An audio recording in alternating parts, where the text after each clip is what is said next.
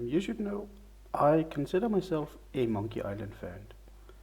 It's mostly Curse of Monkey Island, the third one, and that usually does not get a lot of love from the community. It was the first one to have a different art style, more stylized, um, setting it apart from the first two games. But it was the first one I played many years ago, so that is likely part of my affection. If your birthday year starts with 20, I need you to understand this. Entertainment was hard to come by back then when I was growing up. There was no 24 hours cartoons on TV. There was only on Saturday or Sunday mornings, or a little in the afternoon. Games, as in games, I could get from what scrap metal I had in my pocket, and I had to bike to a store um, to get it, and then home to a computer that I, being 11, had no idea if it would run the game that I just bought. I had no idea if it would work. Um, and I didn't know if I could make it work. And also, I had to share the computer with my whole family, like my sister, if she wanted to do something, or if my father had to use it for work, he would take priority. That's what it was back then, the dark ages. So when I'm being presented with the Curse of Monkey Island, I have this multi-hour, like it'll last me for a long time, this multi-hour cartoon with a funny pirate. I'm barely able to stand what's happening, what is going on, because my English is hardly there. I'm not native English, and hadn't really learned it that much in school yet. But big, big bad pirate evil, and lady pirate friend. That much is clear. I could understand that much. And also, I'm playing a game where I can't die, and that. Sorry about this. And that's a relatively new concept for me. I can't die. I don't have to fight anyone except for rhyming. I can get stuck, yeah, and it can get frustrated, but not in the way that I was getting stuck in. Like, I remember playing Tomb Raider at that point, and when I was stuck in Tomb Raider, I would just end up running about through the whole level in circles, um, and never really finished any Tomb Raider. It's just recently that I actually played the Tomb Raider game. I remember it being the Opera House level where you have to get a key, but I'm getting besides the point. Through the sheer force, of clicking on everything, I'll get through it. You can complete a Curse of Monkey Island game, or a point and click game, a LucasArts game, and you can certainly, and I was able to complete uh, Curse of Monkey Island, and then you or Guybrush marry the lady pirate, and the ending is good. It's a perfect game. And looking back, no wonder this game left such an impression on me. I mean, you can look at the games that I play today. I play stone-based games, single player, that are not combat focused, have various levels of puzzle element to it. Um, like you see some of the games that I played here, or that I talked about on this channel, like Submerged doesn't even have jump, and I'm enjoying that just fine. That's just the type of games that I prefer. So as I said, I started with Curse of Monkey Island. That's just how things go sometimes, especially with no internet. You don't go, is this the game that I should start with? So I had, of course, some cameos that made no sense, but it's all fine. I finished the first one, Secret of Monkey Island. That damn secret. We'll get back to that. So, so anyways, I finished that one much later, like years later. I mean, my mid 20s, no, not even late 20s when I played that. Um, and the reason I played is they made remakes of the first two, or enhanced editions, where they improved the graphic and added voice acting for the, not to say they added sound in general. Now, I mean, they had to add, I mean, of course the theme song wasn't the first one, but voice acting they definitely added. Speaking of, I actually think they did very good with those kind of remakes or what you want to call it, where you can always skip to the original. I think Halo did one as well, and I think that's a proper way of doing it, so you can kind of like have both. I wonder why we haven't seen more of that.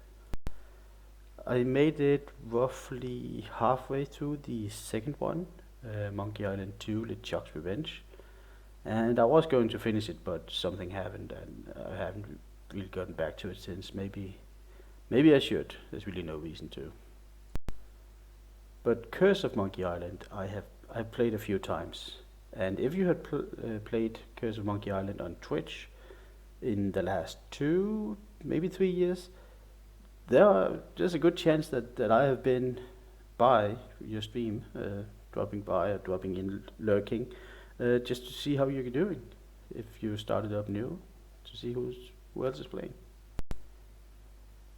And let me just say, Curse of Monkey Island, this game holds up like fine wine. It's aged so well. It's from 1997, and you can barely tell.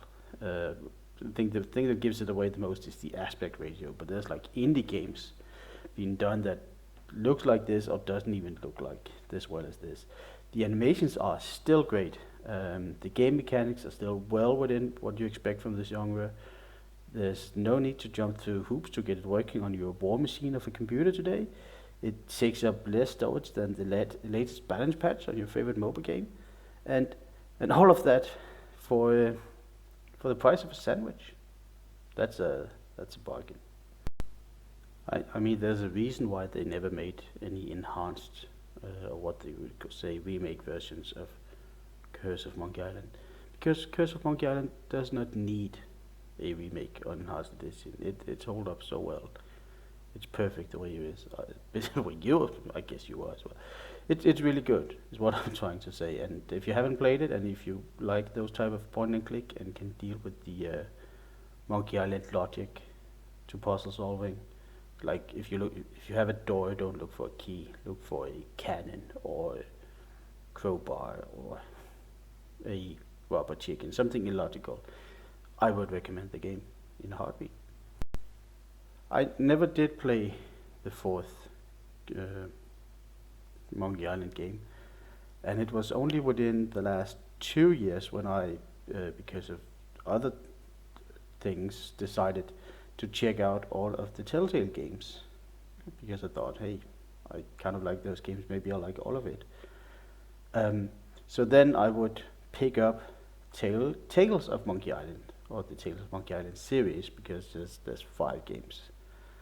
And I'm glad I did pick up those games. I really enjoyed those games, even though they are a bit heavy on fan service. Not the anime kind of fan service, but like callbacks and cameos and reference. Very, very eager to bring up memories, instead of like trying to just be, I think, and hold it back a bit. But it's very easy for me to recommend that game. I'm happy I played them. It's a bit more Walking Dead than Curse of Monkey Island. Obviously, it's Telltale, but it's a nice time with a casual pirate story. And still, those games are cheap and available. As I said, you need all 5 chapters for it to make sense, you'll just be left out. But it's still the price of a sandwich.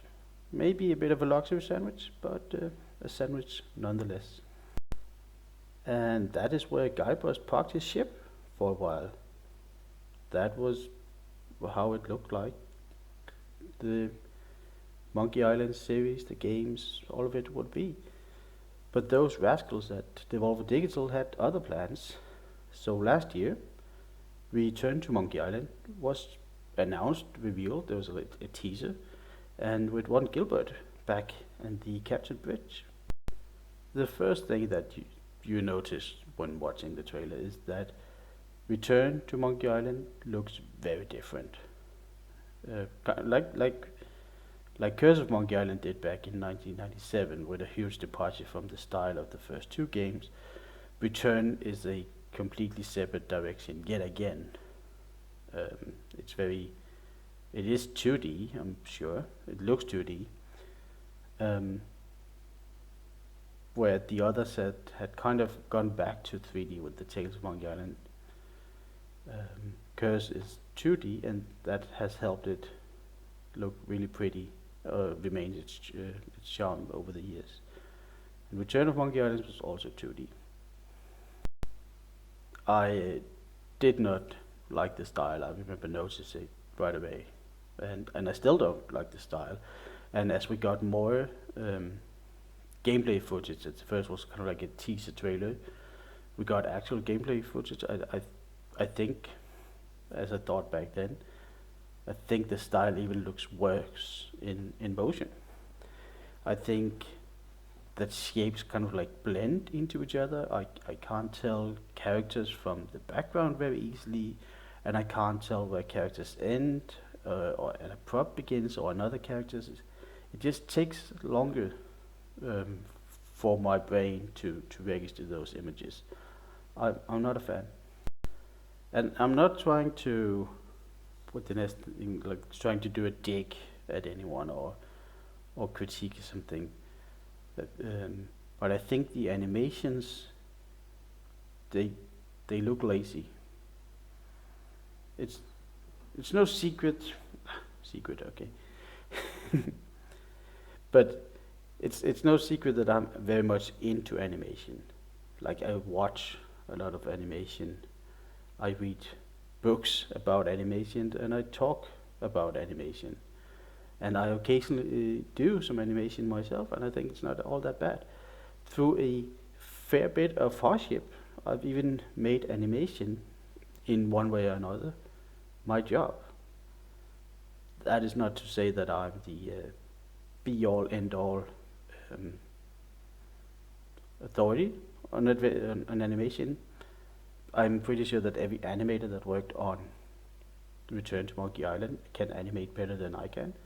But I'm just saying that I'm noticing these things. I'm aware to these. I'm sensitive. So I'm aware of these things. They get. So when I saw the animations in the first trailer, and I did not like it. The things that I don't like is it reminds me of old Flash animations. If you ever seen any of those on the internet, where kind of like the whole character moves around and squatches and stretches instead of it, the character with the individual body parts that bends and moves and squatches. I'm not sure if I explained it correctly, but that's what it looked like and reminded me of. Like, very primitive, too primitive is what I'm saying for what I would like. I also think it looks extremely flat, and this is part of that I mentioned. I can't see where characters and backgrounds begins and end. So, like, if one character in Return to Monkey Island walks behind something, I think it looks weird and wrong in some way, as well I didn't think it did on Curse of Monkey Island. Not exactly South Park limit, but somewhere in the area.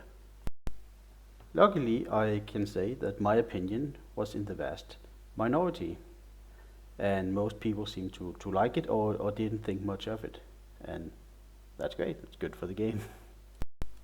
Unfortunately, others that did share my opinion voiced it in such a way that it crossed over into harassment, and that is, of course, never acceptable to do. It's not nice. It's not good. Why would you even do it? You don't accomplish anything with it. So those people, be neither Monkey Island fans nor gamers, say I. That was the best pirate I could do.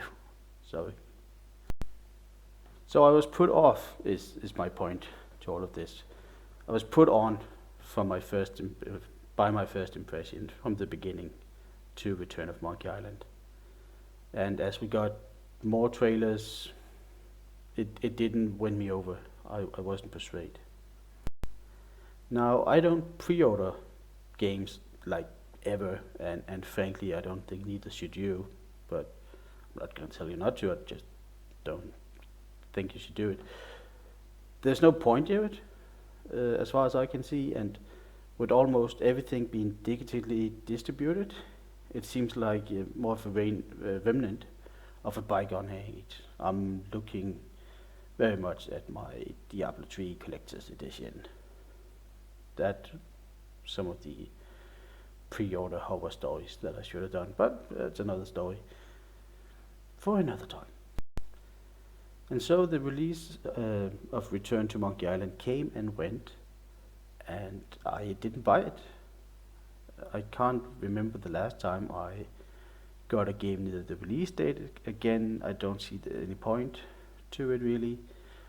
Also, having been a game for, let's say, more than 20 years, would be a very focused game, I would say.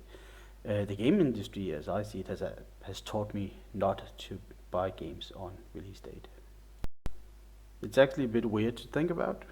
Like when I was growing up back in those dark ages of gaming in the 90s, I used to dream, like literally dream and voice out loud, how I wish I had the fancy games that I saw on TV as they released. And now as an adult, or at least I'm expected to behave like one, I can afford to get games the very day they released. Besides the PlayStation 5, and boy howdy what a situation about PlayStation 5, but maybe a different video. I, I, I also don't even have to prepare that much to get like a new gaming system. So it's just weird to think about. The game industry has taught me not to buy games at release. Buying a game on release date is the best way to ensure that you pay the most amount of money for the worst possible product, as I see it. Of course, that's not always the case. Most games, luckily, release and they're fine and they work well and all that. And as far as I can tell, nothing like that has actually happened to Return to Monkey Island.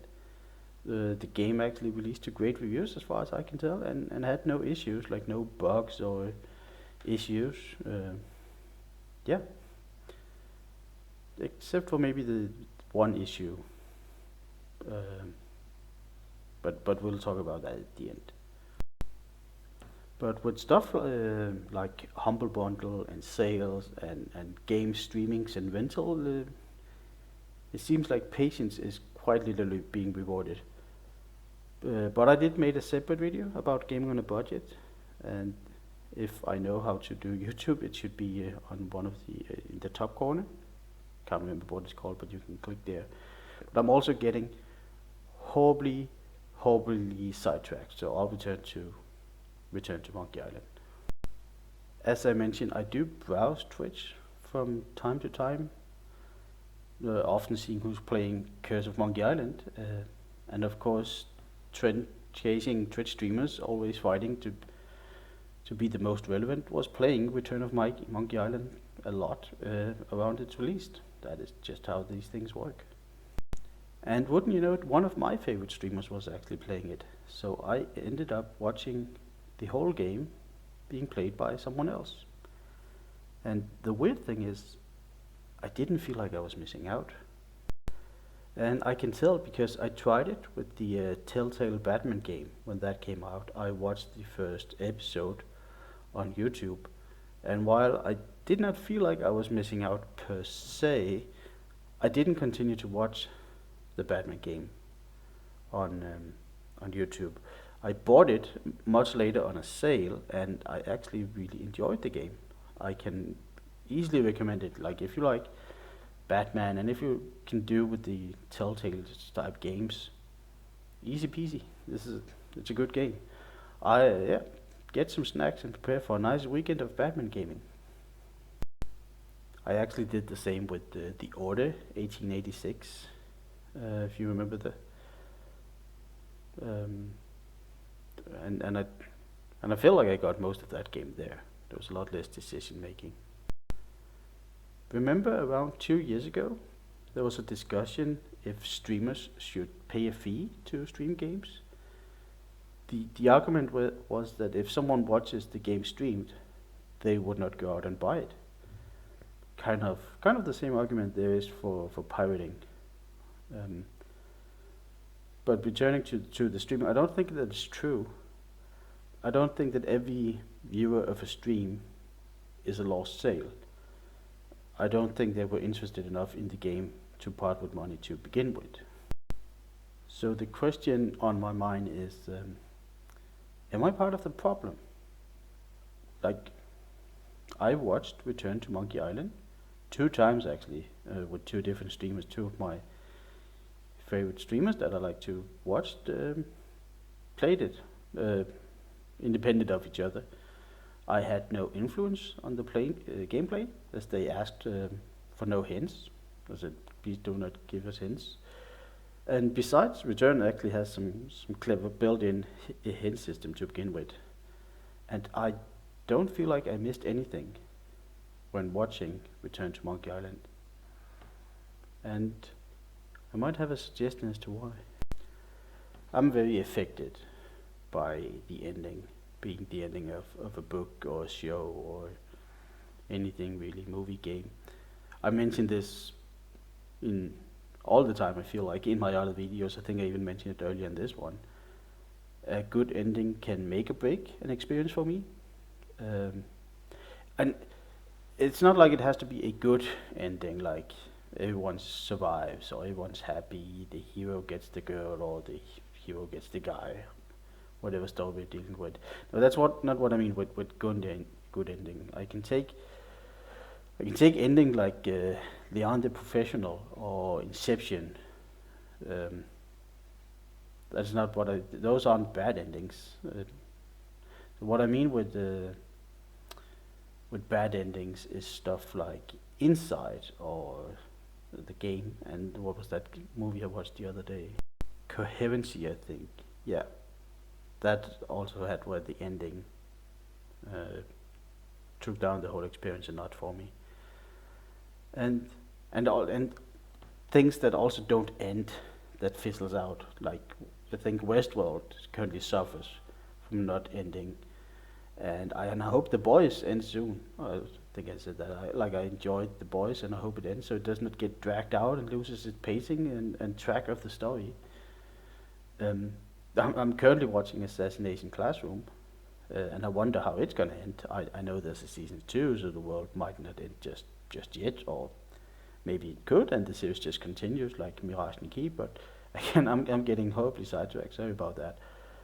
Um, what I am oh so delicately dancing around is that the ending uh, of Return to Monkey Island, it's not good. It's bad. It downright sucks, and I hate it.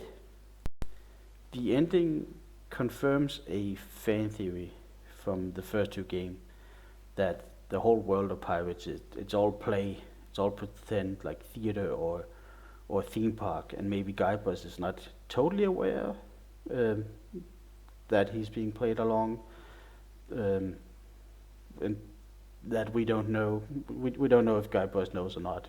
He seems sometimes surprised as what's going on as well. It jumps or it comes from the idea that it's a way to explain why Guybrush does not die, like when he insults his enemies or or gets into other terrible things. There's always this safety net um, involved with it. It's all an act. Like some of the things that Guybrush does, he has he has enemies. So why won't they just get rid of him in a more common pirate fashion? Well, because they are pretending. That's at least the fan theory. And Return to Monkey Island went and made it canon. Sucks. A lot of speculations over the years where nothing much have happened to the series had gone into that titular secret in the secret of Monkey Island. And for many years it looks like it was just going to remain just that, a secret. Like I think it was just the title of the game because it sounded cool. Secret of Monkey Island instead of like pirate adventure or something. I don't think there was never really about the secret, as in there was a secret. But Return to Monkey Island is nothing but secret this, secret that. Talks about the secret all the time, like looking for the secret. Oh, he has the secret. They find the secret, and it becomes quite obvious that it's something tangible. It's not something that you can be told or shown. It's very clearly something you can possess, something that's like hidden, locked away. And at the climax of yet another battle between Guybrush and evil something Pirate LeChuck, the curtain falls. The secret is revealed. Monkey Island is an amusement park, though it left me very unamused. The secret of Monkey Island is a T-shirt. It says in something in the vein of, "I found the secret of Monkey Island, and all I got was this lousy T-shirt." It's a joke. It's not a funny joke. I am so thoroughly disappointed about this ending. This decision. It didn't have to be this. Didn't have to be this way. Curse of Monkey Island had moved on from this so-called secret. The Telltale game had moved on from the secret.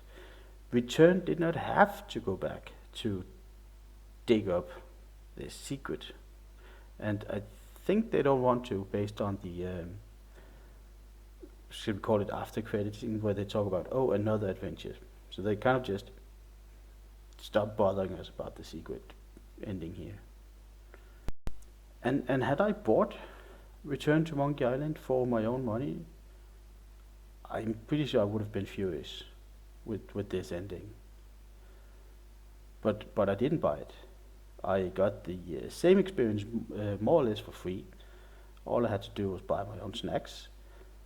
And I think this lessens the blow for me quite a bit, where I can just be like, nah, and then kind of like with the Indiana Jones 4, I'm just ignoring it.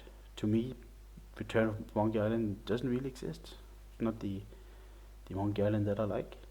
It's not the Monkey Island that I fell in love with. Maybe the next game I can embrace, but no, this one's not good. So if I ask my question again, am I part of the problem?